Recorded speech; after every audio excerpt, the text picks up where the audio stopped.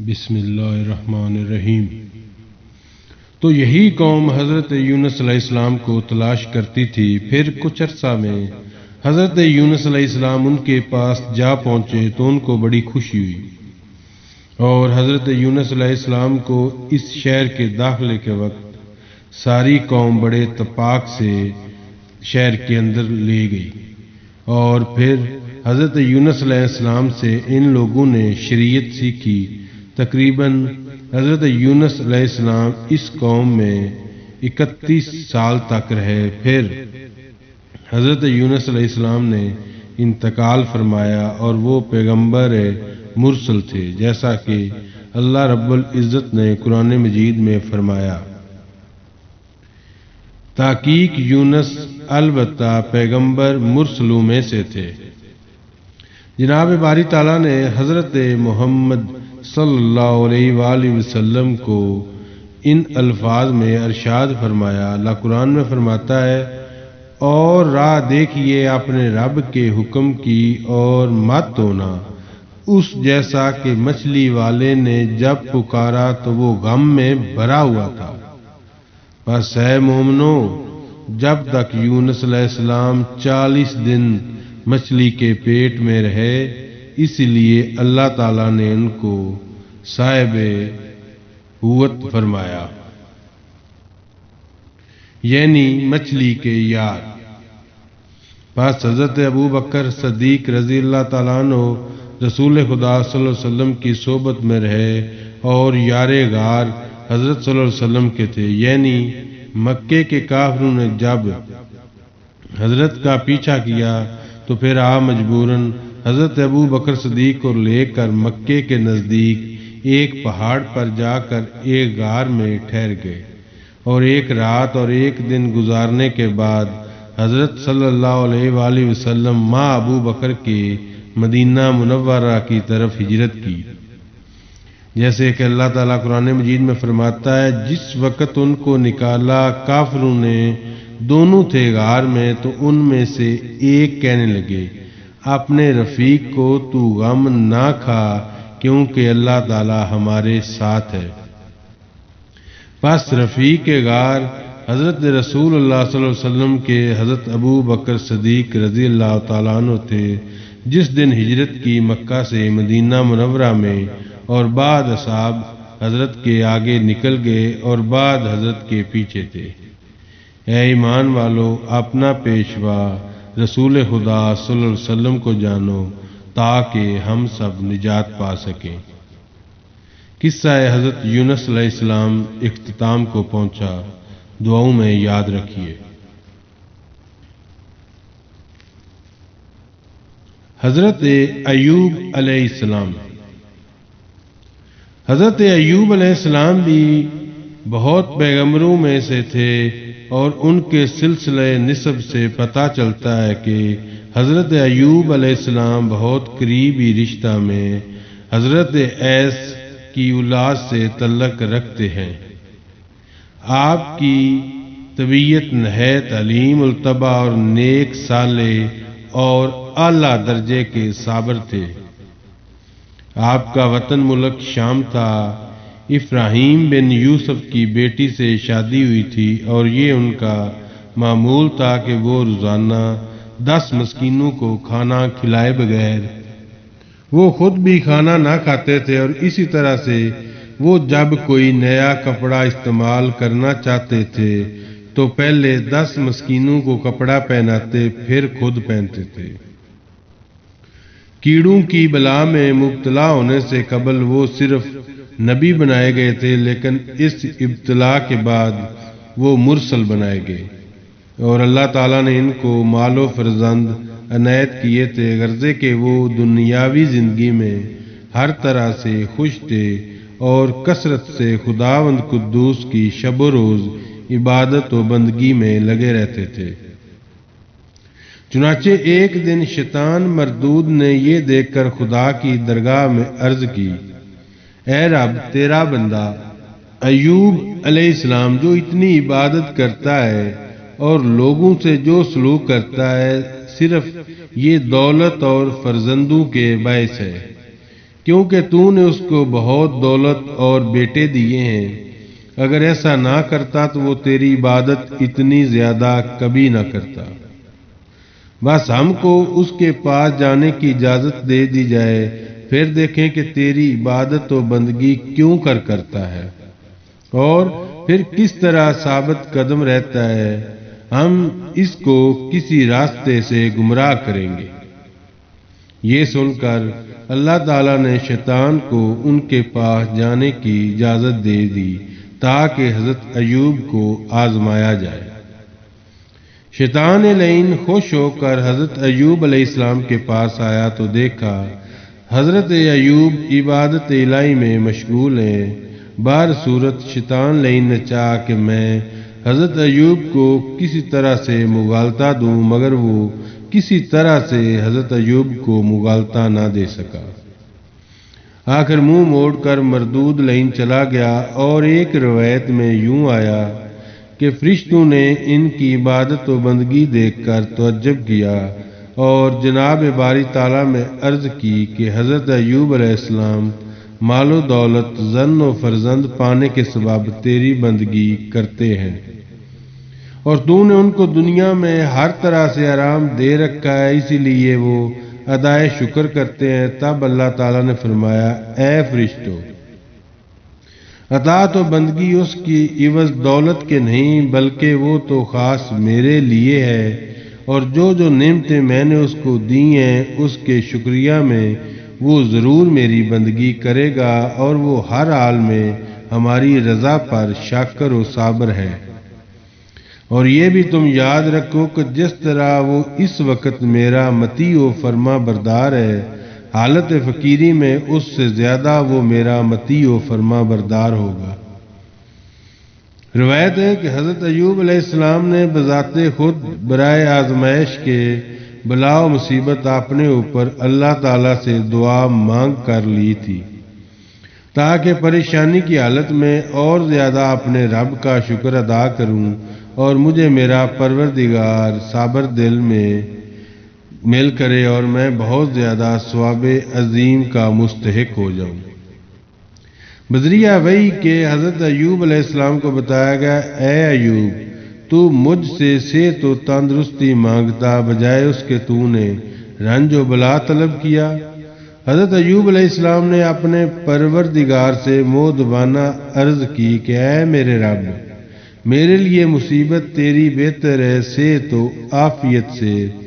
پس باخواہش اپنی مرضی مرض میں گرفتار ہوئے، مرضی الہی سے ان کے تمام بدن میں پھپھولے پڑ گئے اور پھر ان میں کیڑے بھی پڑ گئے۔ اور ایک دوسری روایت میں یوں آیا ہے کہ ایک روز حضرت ایوب علیہ السلام کو کسی نے کہا، آپ کو اللہ تعالیٰ نے بہت مال و فرزند اور دنیاوی نعمتیں عطا فرمائی ہیں، تو اس کے جواب میں حضرت ایوب علیہ السلام نے اس سے کہا، بھائی ہم تو اس کی عوض بہت زیادہ اس کی عبادت و بندگی کرتے ہیں۔ یہ کلام حضرت ایوب کا اللہ تعالیٰ کو ناگوار اور برا معلوم ہوا، چنانچہ اسی کلام کی پاداش میں حضرت ایوب کو زخموں کے کیڑوں کے مرض میں مبتلا کیا۔ اور یہ بھی بعض روایتوں سے پتہ چلتا ہے کہ اول نقصان مال و اسباب کا ہوا اور اس کے بعد بیٹوں کی جدائی ہوئی، پھر یکا یک یہ تمام آرام و آسائش کی چیزیں جاتی رہیں، کیونکہ ان کی اولاد تو چھت کے تلے دب کے مر گئی ہے، اور پھر اس کے بعد 40,000 بھیڑ بکری ہاتھی گھوڑے اونٹ گائے بیل مویشی تھے وہ سب مر گئے۔ پھر اس کے بعد پاس بانو نے آ کر حضرت ایوب علیہ السلام کو خبر دی کہ تو آپ اس وقت عبادت الہی میں مشغول تھے۔ بعد فراغت عبادت الہی سے ان لوگوں نے آپ سے عرض کی کہ آپ کی بھیڑ بکریاں میدان میں جتنی تھیں غیب سے آ گئی اور وہ سب کو جلا گئی۔ 40,000 بھیڑ اور بکری تھی۔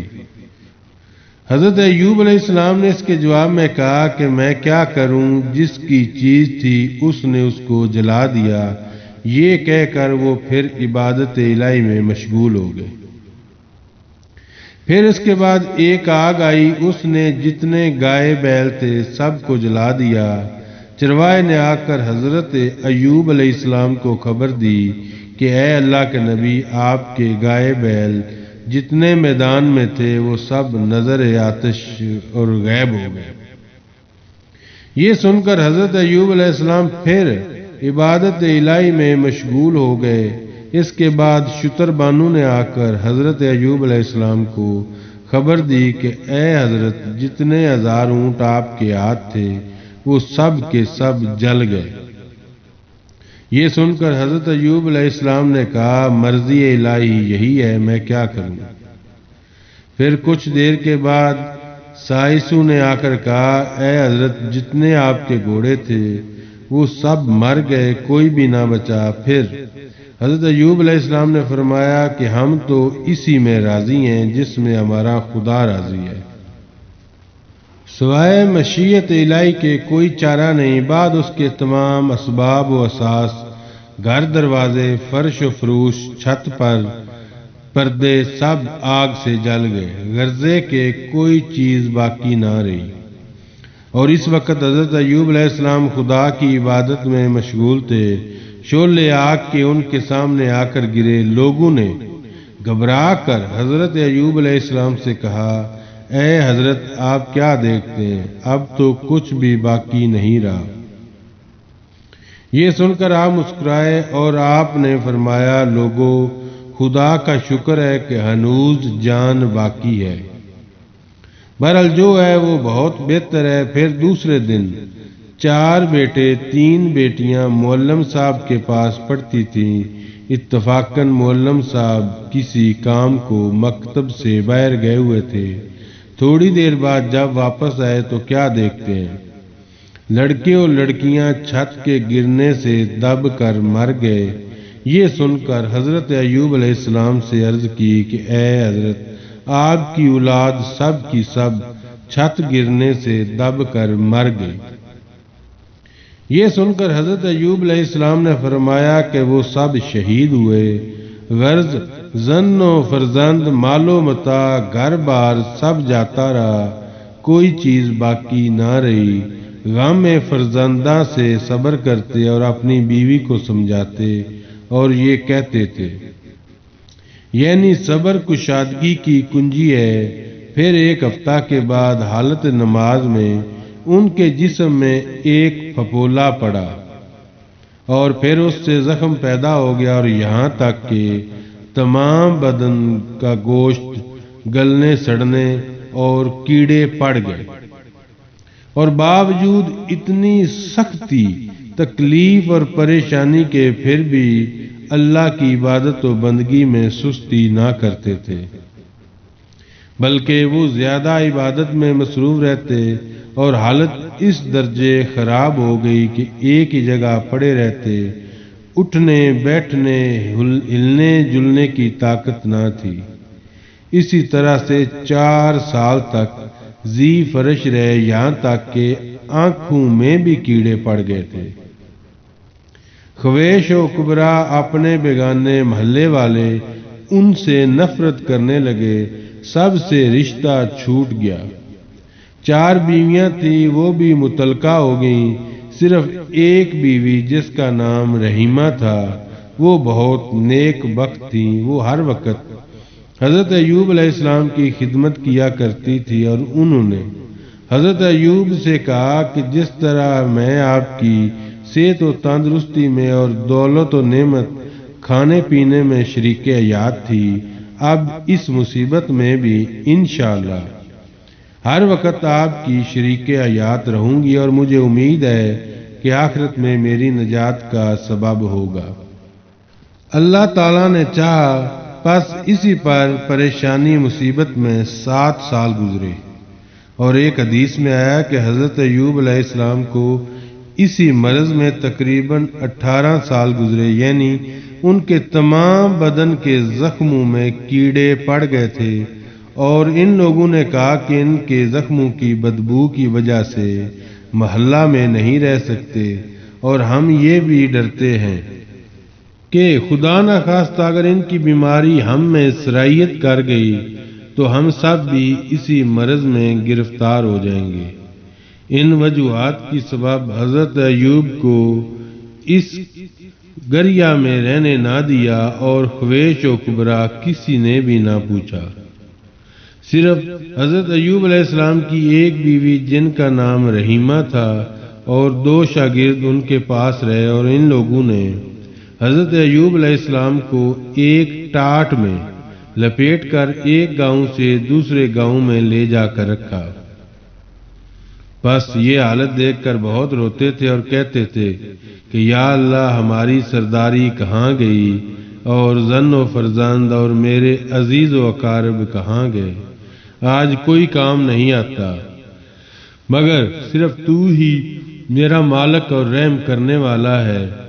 یہ خرابی میرے اندر ہے کہ لوگ اپنے گاؤں سے مجھے دور کرتے ہیں۔ پھر وہاں سے اٹھا کر تیسرے گاؤں میں رکھا تو وہاں کے لوگوں نے جب حضرت ایوب علیہ السلام کو دیکھا تو نفرت کرنے لگے اور پھر اپنے گاؤں سے بھی نکال دیا۔